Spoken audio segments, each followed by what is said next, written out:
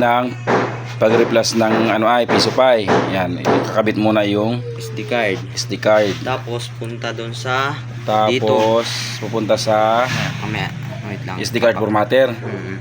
SD card formatter. Ililipat ko nga yun para makita. Dapat SD dito. card formatter. Dito. SD card formatter. Yan. Tapos Tapos yes. yes. Dahan-dahan Rabi.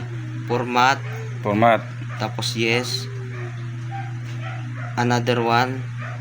Isa pa ulit. Format. Tapos yes. Tapos I-X mo na. Okay mo, i-X mo na yan, i-X mo yan. Wag. Bakit? Wag mong i-X yan. Bakit? Mawawala yung pag nung memory card. Okay, agree. Natataklo ba naman yan, pero wag mong tatanggalin yan kasi hihiwala yung memory card. Hindi Mawawala yan. Tapos na yung kanyang trabaho eh. Hindi. Pag tinanggal mo yung ano na yun, paano ka makakapag-reflash? Okay. Flash. Tapos baba dito, yan. Hanapin mo yung piso pie o pie. Nasa kababaan yun.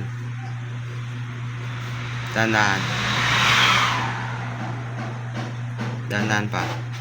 Okay. Ayan. Ito.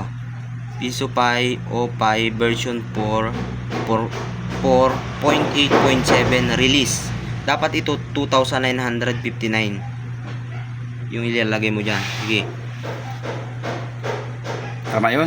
Oo. Yes. Pag nino mo yan, hindi magtutuloy yung pagre-reflash mo. Tapos hintayin na lang ito mag 100%. Tapos hintayin mo na lang na mag 100%. Pag nag 100% yan, inject na lang. Oo. Tapos na yun. Okay, sisend ko ito sa iyo.